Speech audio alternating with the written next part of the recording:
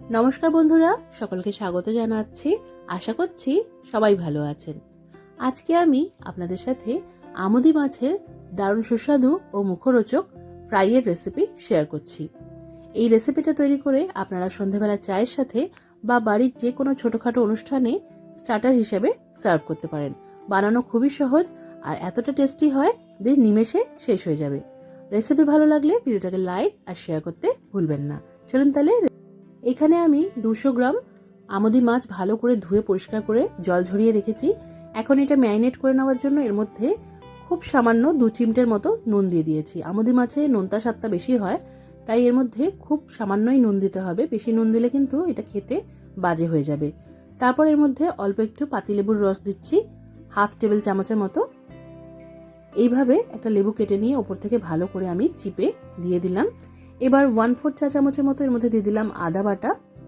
আমি এখানে 200 গ্রাম আমুদি মাছের জন্য 1/4 চা চামচ আদা বাটা দিয়েছি, আর সম পরিমাণে 1/4 চা চামচ রসুন বাটা দিয়ে দিলাম। এবার দিয়ে দিতে হবে কাঁচা লঙ্কা আর ধনেপাতা বাটা। এখানে আমি 2টো কাঁচা লঙ্কা বাটা দিয়েছি, আর তার সাথে অল্প একটু ধনেপাতা আছে। এই সব কিছু দিয়ে মাছটাকে ভালো করে আলতো আলতো করে এইভাবে মাখিয়ে নিতে হবে, আর তারপর 10 থেকে 15 মিনিটের জন্য রেস্টে রেখে দিতে হবে। এই সময় আমরা একটা ব্যাটার রেডি করে নেব। তার জন্য এরকম একটা বড় বাটিতে আমি প্রায় 4 টেবিল চামচের মতো নিয়ে নিলাম বেসন, আর এবার এর মধ্যে 3 টেবিল চামচের মতো দিয়ে দিতে হবে কর্নফ্লাওয়ার।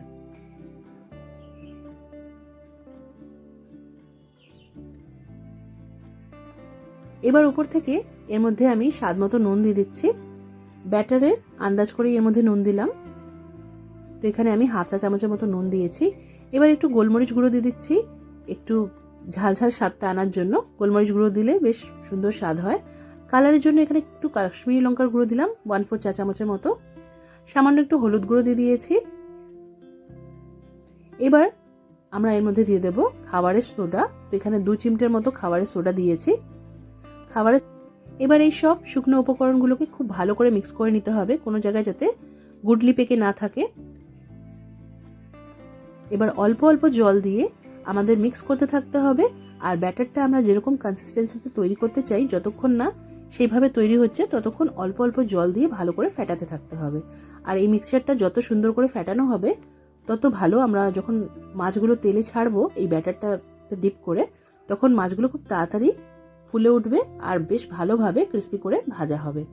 তো আরেকটু অল্প জল দিলাম এর মধ্যে, ভালো করে এবার মিক্স করে নিচ্ছি, আর খুব ভালো করে 2-3 মিনিটের জন্য এটাকে ফেটিয়ে নিতে হবে।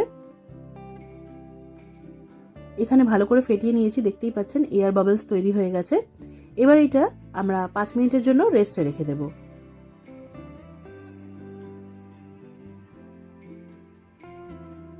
5 মিনিট পর ব্যাটারটাকে আরেকবার ভালো করে মিক্স করে নিতে হবে।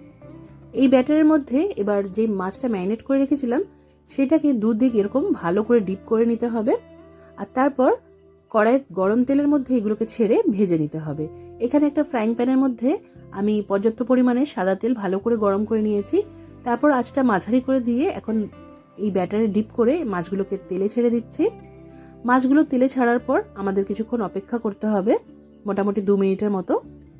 আর আঁচটা এইভাবে মাঝারি রেখেই কিন্তু ভাজতে হবে, খুব কমানো আছে। মাছগুলো ভাজলে কিন্তু অনেকটা তেল অ্যাবজর্ব করে নেবে এই মাছগুলো, তখন কিন্তু একদম তেলে চপচপে হয়ে যাবে। তাই আঁচটা মাঝারি রেখেই ভাজবেন। ব্যাটারে দেওয়ার পর 2 মিনিট অপেক্ষা করে এবার একটু এইভাবে আমি উল্টে পাল্টে নিচ্ছি। দুদিকে সুন্দর করে বেশ ভালো লাল লাল করে আমাদের ভেজে নিতে হবে।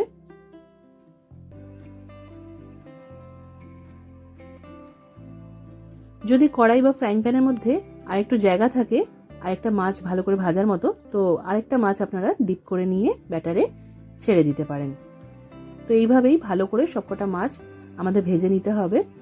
একবারে অনেকগুলো মাছ দিয়ে এটাকে ওভার ক্রাউডেড করবেন না, তাহলে কিন্তু ভালো করে ভাজা যাবে না। আর আপনারা যেরকম পরিমাণে এই মাছগুলো ভাজবেন, মানে এক একটা ব্যাচে, সেই অনুযায়ী কিন্তু ফ্রাইং প্যান বা কড়াইয়ের মধ্যে তেল গরম করতে হবে। তো আমার কয়েকটা মাছ ভালো করে ভাজা হয়ে গেছে, সেগুলোকে তেলের থেকে তুলে নিই। এই আমুদি মাছগুলো আপনারা চায়ের সাথেও সার্ভ করতে পারেন, যে কোনো চাটনির সাথেও সার্ভ করতে পারেন, বা এমনি এটা ডাল দিয়ে ভাতের সাথে খেতেও অপূর্ব লাগে।